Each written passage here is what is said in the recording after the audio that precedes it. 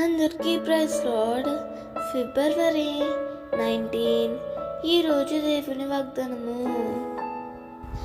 ఇది మొదలుకొని నేను మిమ్మును ఆశీర్వదించెదను. హగ్గయి 2:19.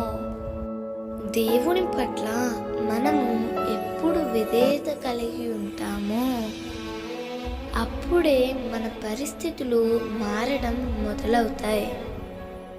దేవుని ప్రజలు దేవుని మందిరాన్ని నిర్లక్ష్యం చేసినప్పుడు వాళ్ళు విస్తారంగా విత్తారు, కానీ పంట కొంచెమే పండింది.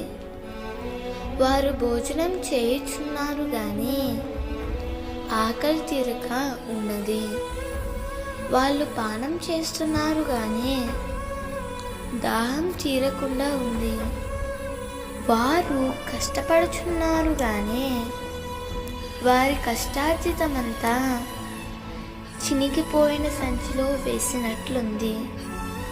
కారణం ఏమిటంటే వారు దేవుని విషయంలో నిర్లక్ష్యంగా ఉన్నందున వారికి ఈ సమస్యలు వచ్చాయి.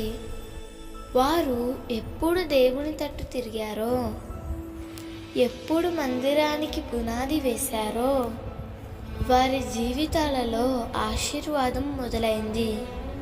నీవు దేవుని యందుంచిన శ్రద్ధ మరియు భయభక్తులు నీ జీవితానికి ఆశీర్వాదాన్ని తీసుకొస్తాయి.